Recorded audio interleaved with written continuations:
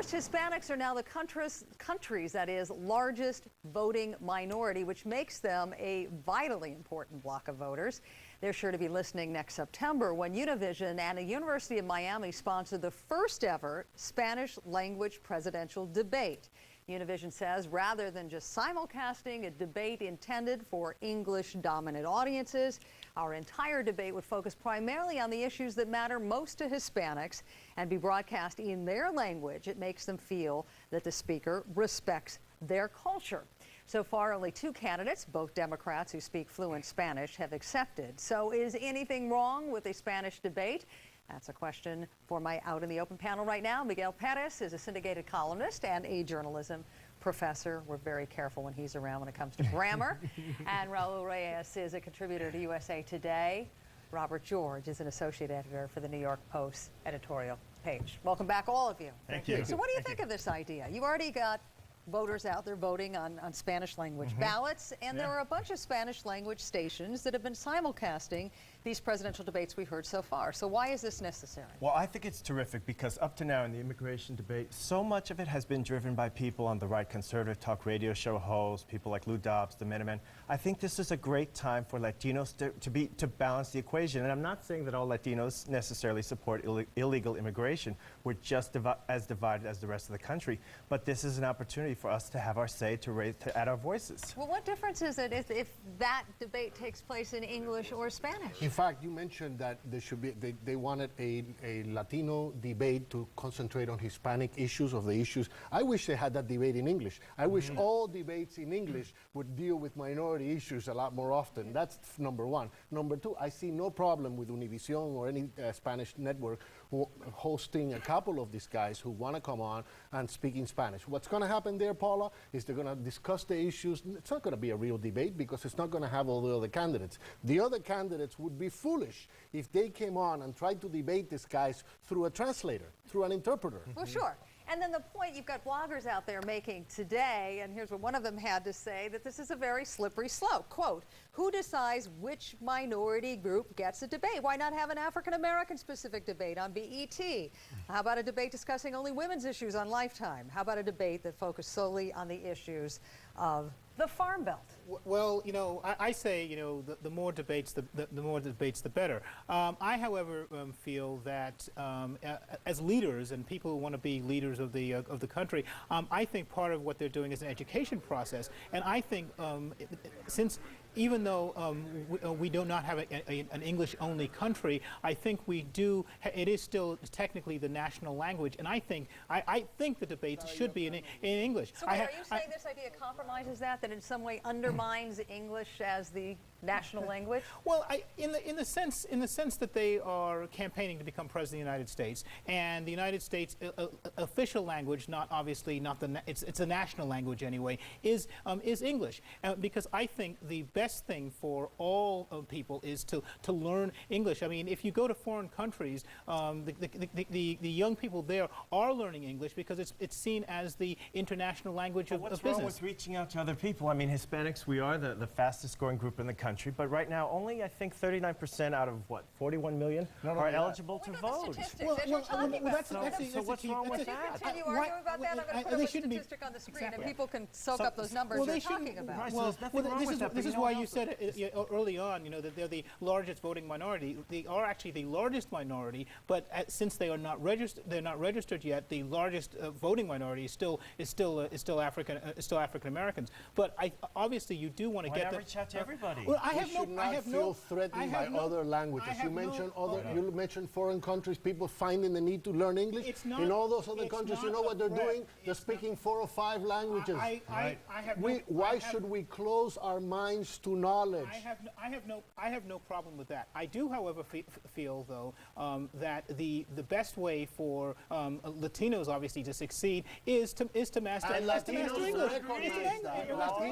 Look, the first thing Latinos recognize when they come to this country is that they have to learn English in order to succeed. But what message there are waiting lists at the English courses, waiting lists. These guys who are out in Congress complaining that Latinos don't want to learn English, don't fund the courses that are needed. Well, And it's sending a great message. So, you know, Yeah, what is the message you think it's sending? It's sending a fantastic message. Number one, of inclusion. I mean, you're from the New York Post. One of the things I like about the New York Post, they have a tempo section in English and Spanish. Just this Sunday, they put out a whole special for the Puerto Rican Day Parade in English and Spanish. They're reaching out. They're involving more people. What's more American than involving more people in the civic debate? Hosting a full-fledged Democratic presidential candidate or Republican debate in English with all of the candidates there. Why don't they do that? I would agree with that, and I would tell you they should have a debate in English with Spanish translation. Right. And then they could get all the candidates to speak in English. They can focus on evenly. immigration, they can focus on economics, and so Because forth. if you do it the other way and you have other The candidates two who who don't speak show Spanish have up, an advantage. you're going to have to It's finish. just anyway, as long as they include people, it has great resonance for our community, especially right now in the middle of the immigration debate. It is interesting how many candidates are trying to learn Spanish right now, though, isn't it? What is all that all about? Is that pander, pander, pander? Well, you know,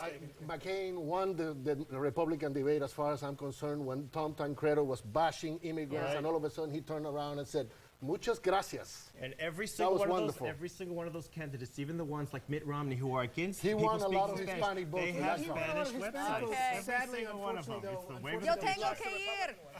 Adios. Adios. Muchas gracias. De nada. Raul Reyes, thank you. Miguel Perez and Robert George. Please stick around. We're going to check back with all of you in just a little bit. So how would you expect a Rush Limbaugh fan, who also happens to be a conservative Republican mayor, to feel about illegal immigration? Get a load of this. We do need a large workforce, be it illegal or legal, that's irrelevant. We need a large workforce. That's right. He says that is irrelevant. Out in the open next, a mayor who isn't checking up on who's legal and who isn't. Can he get away with that? Then a little bit later on, the outrageous claim by one of the most outspoken people in baseball that Hispanic players are easier to control than blacks. Also a huge fight over letting a young man out of prison. He's doing 10 years for having consensual sex with a teenage girl. What's up with that?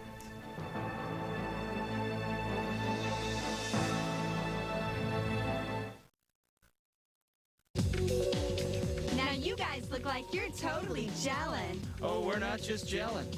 We're gelling. If you understand what we're telling. Gelling. Did you get it, Ellen? I do, Helen. Gelling is something very compelling. Are you gelling? We put two kinds of gel into Dr. Scholl's new and improved massaging gel insoles. Outrageous comfort, guaranteed. We're gelling. You're not. You're not. Are you gelling? Dr. Scholl's. Wouldn't you know it?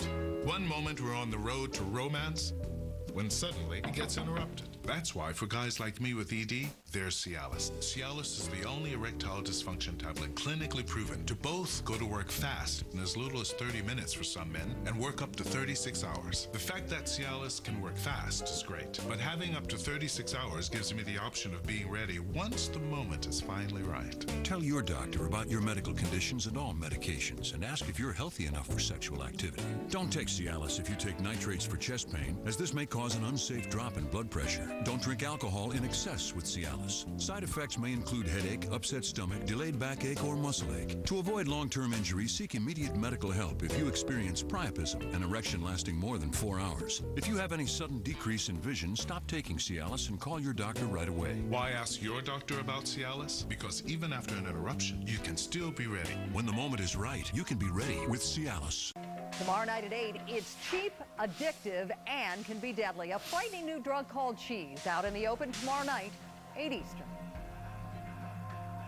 This child has something so powerful that will change the world we live in. Something more powerful than any force on earth. It's called intelligence, and how it develops is critical. To ensure our children have the best tools to learn with, Cablevision created Power to Learn. It's Cablevision's commitment to enhance learning through state-of-the-art technology. Cable TV offering educational programming. High-speed Optimum Online allowing students faster access to connect to the world. An Optimum Voice that lets students experience live interaction. All designed to put the power of Optimum products and services to work for our community. And best of all, this triple play for education is absolutely free for schools. We believe the greatest investment we can make is in our children. Find out how your child can benefit from Power to Learn by visiting powertolearn.com. Cablevision. empowering young minds. Their daughter's just been found a year after she vanished. Larry King tonight. Right now, a very different kind of fight over immigration continues in California as President Bush rejoins the battle to try to resurrect the immigration bill in Washington tomorrow when he faces a bunch of senators and representatives on Capitol Hill. Out in the open tonight, a town fighting to welcome immigrants. Not just welcome them, but to keep them and put them to work. You may be shocked to learn that the rock-solid conservative mayor says his town needs all of its immigrants, whether they're legal or not. We sent Thelma Gutierrez to talk with him and find out why. Rush on the EIB network. If this immigration bill goes through, we are doomed. Ed Murray listens to Rush Limbaugh every single day. We're treating the illegals as though we are doing something wrong. Murray is the Republican mayor of Lindsay, California. I'm a member of the NRA. I'm definitely very conservative. But Murray says he and Rush part ways on one big issue, immigration. Lindsay is a rural farming community 3 hours north of LA. A national group voted it an all-American city. That doesn't sit well with some people because 80% of the people here are Latino. Some here legally, some here illegally. Your kids go to school here. Unlike most of his fellow conservatives, Mayor Murray will tell you immigrants are welcome here. They have made Lindsay's economy. They have made the economy that we have. They've made our city to be a robust city. That's because Lindsay's economy is all about agriculture, mostly oranges and olives. The mayor and growers say immigrant laborers are the city's lifeblood. We do need a large workforce. Be it illegal or legal, that's irrelevant. We need a large workforce. Some say that's just breaking the law. If the only way you can exist is on the backs of illegal labor, you don't deserve to do business in our country. John Keeley is with a Washington think tank. He says growers would attract Americans if they just paid more. I would say that they've never tried to recruit native workers, precisely because U.S. immigration policy has delivered a labor subsidy. Somebody in the city that never sees a tree hardly, they don't know what's going on here. You know, they don't know the issues we're facing. The mayor says ads like this offering jobs with health and retirement plans have brought no permanent takers. The Lebu packing house flew in workers from Thailand 2 years ago, an experiment that failed. Their performance was so abysmal that we canceled the whole program. Then came the devastating winter freeze this year that wiped out more than $400 million in orange crops in Tulare County alone. After the winter freeze, the city leaders worried the farm workers would leave the town of Lindsay, so they came up with city jobs to keep them employed through the next harvest. Repairing alleys, building the new football field, and maintaining public land. Alberto Salas is an orange picker who is able to stay thanks to the extra work. I wouldn't be able to pay my rent or bills, so I would have to leave. Murray says state money pays for his public works program, and immigration enforcement is up to the federal government. Some of the people who work on your public works project may be illegal. It's possible. When a person comes across and has the proper documentation, it's our responsibility to go back and say, is this a legal card or not a legal card? Is it not your responsibility? No, it's not. Murray says America's immigration policy is broken because it makes it hard for people to put in a good day's work. These people don't want a free handout. They want to work. They want to get ahead. The mayor says hard work is a core conservative value he believes in, even if it takes him down a different road from his beloved party. Thelma Gutierrez, CNN, Lindsay, California. Interesting take. One of our top priorities on this program is bringing America's hidden racism out in the open. Well, one of the most outspoken people in baseball says the owners prefer Latino players to blacks because they're easier to control and make less money. That's next. And then a little bit later on, a young man locked up for 10 years for having consensual sex with his girlfriend when they both were teenagers. Should he get out? We'll be back with more.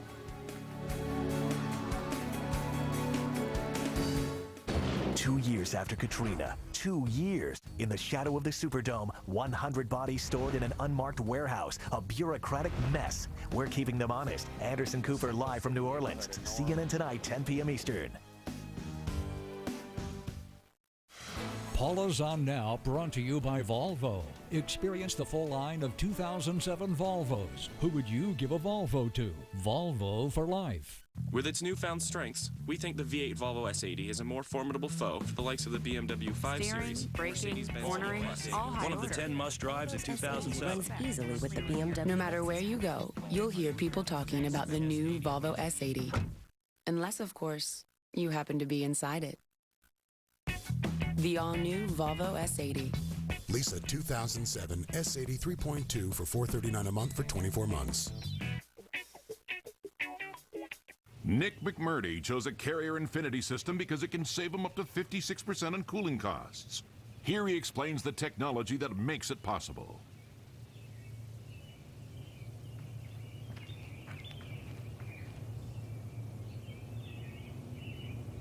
So maybe Nick can't explain what makes his Carrier system the most energy-efficient heating and cooling system you can buy. Frankly, why should he? That's our job. Carrier, turn to the experts.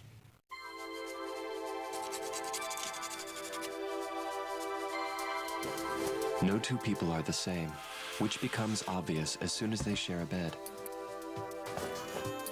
That's why we created the Sleep Number bed.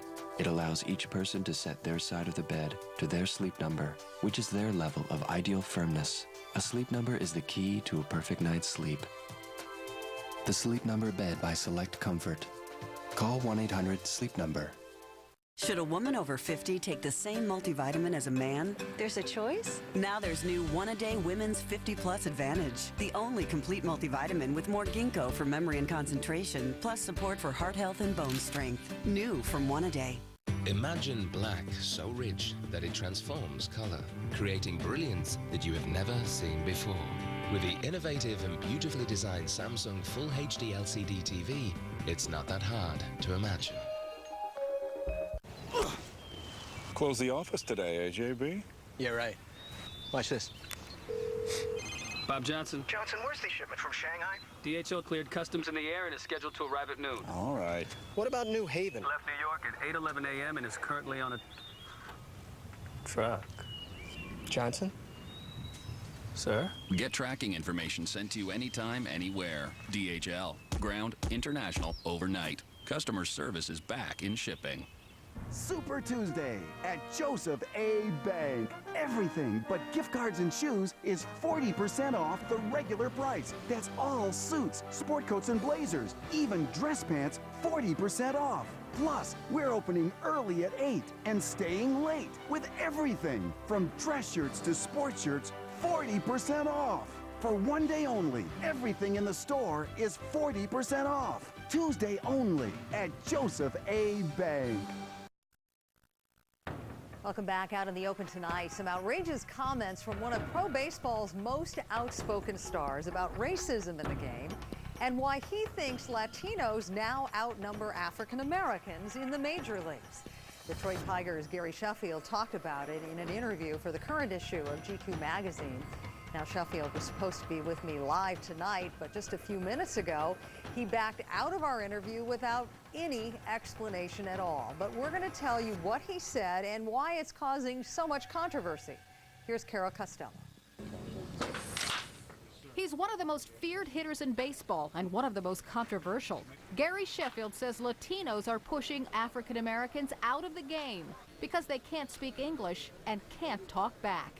In GQ magazine, Sheffield said, it's about being able to tell Latin players what to do, being able to control them. Where I'm from, you can't control us. These are the things my race demands. So if you're equally good as this Latin player, guess who's going to get sent home?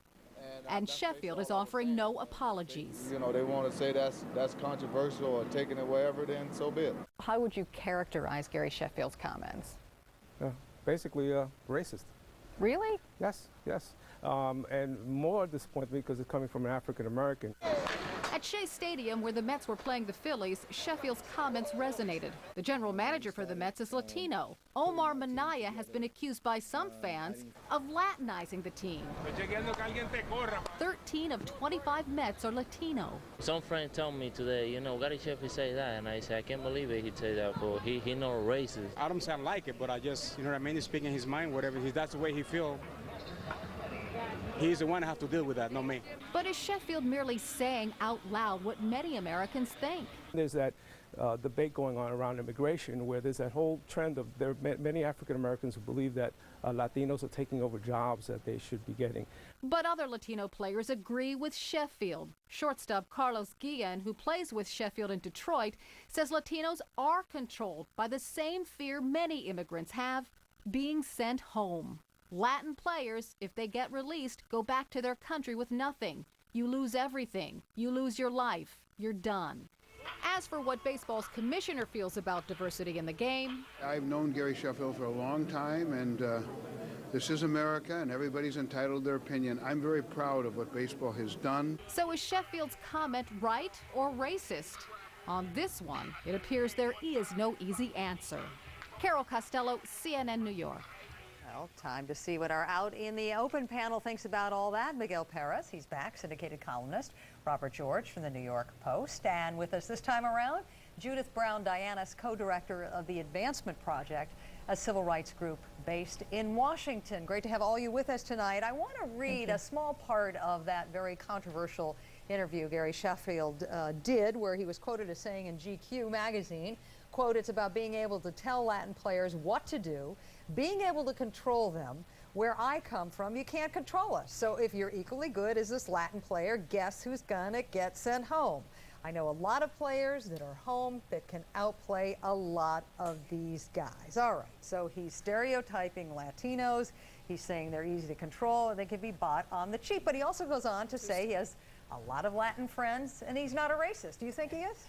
I don't necessarily think he's racist. I think Gary Sheffield, who actually has been proven difficult to control since I think he's on his 7th major league team right now. Is that because of his race? No, I think he has a tendency to engage his mouth before he engages his brain. I think there are certain issues that he is bringing up that are going on here. There are certain economic factors why Latino players, why the teams are going after Latino players right now, because it's cheaper to get them players out of the country than those that are in the country. Those that are native-born players have to go through a draft process, which makes it a lot more expensive for the owners. Whereas if you can find a talented Latino player in Ecuador or Venezuela or something, you can just bring him up. So there's an economic incentive for them to do that. Well, let's talk about the economic incentive and the cultural identity of baseball and some Hispanic communities. Let me put up on the screen what the manager of the White Sox had to say in response to Sheffield's remarks. He said, quote, "I guarantee the Latin American people play more baseball than any people because that's all we have. You have more people playing baseball in Venezuela or the Dominican than anywhere. So there are going to be more players from there." Absolutely true. Is that what this is about? Take Cuba too. I Economics? can't wait till they open up the gates with Cuba, and Gary Sheffield is going to feel threatened by all the Cuban players who are going to be coming into the major leagues as well when that happens. But you know what? But is a lot of those stereotyping by making that point? No, because you see the point that he's missing is that a lot of these players from Latin America are black. So what is the race problem here?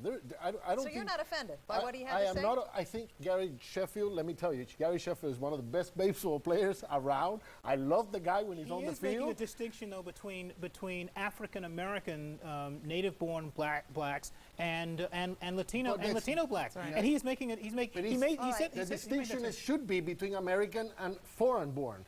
Because white Americans go through the same thing. They're having to compete with the rest of the world. It's not an American pastime anymore. It's a world pastime. It's not even Let's bring Judith into the picture here, because we haven't been able to see much of her. Your husband happens to be a sports agent, and he's had a fair amount of experience with black players. Anything you want to share with us tonight about that? Yeah, I just happen to have a little bit of information about this, and also as a civil rights lawyer.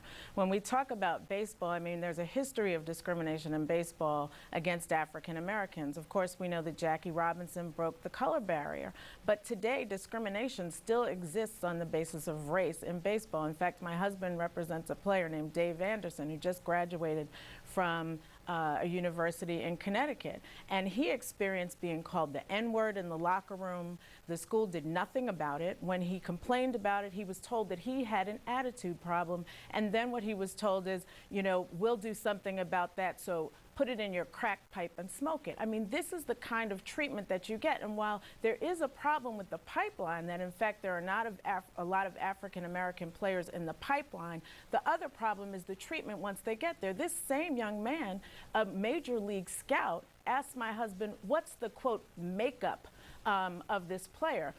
Code words for what is his character, a question that would never be asked about a white player. So we have to look at this also along, you know, Jackie Robinson broke the color barrier, but we have a long way to go in terms of racism. Quick final in the thought, sport. Miguel, on the decreasing number of blacks that are playing professional ball and the increasing number of Latinos. Look at these numbers. The decreasing number is the decreasing number of Americans, not black Americans, Latino Americans, U.S.-born. I mean, A-Rod is a U.S.-born black Latino. Where do you count him? And we are seeing, we are seeing this happen in other sports as well. Just take a look at what's going on in basketball right now. Take a look at the San Antonio Spurs. You have a black man from the Virgin Islands. You have a black man, Tony Parker, from France. All of the leagues are becoming internationalized, and Americans, black and white, have to learn how to compete. And there's the Japan factor to consider. All these Japanese players are coming on. They're taking American jobs too. Unfortunately, I've got to move on, but you have given us plenty to debate, and love to have you come back to talk more about it. Judith Brown, Dianis,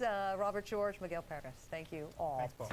The next story I want to bring out in the open has stirred up so much outrage. One state actually rewrote the law that sent a teenage boy to prison for 10 years because he had sex, consensual sex, with his girlfriend. Coming up, why is he still behind bars tonight?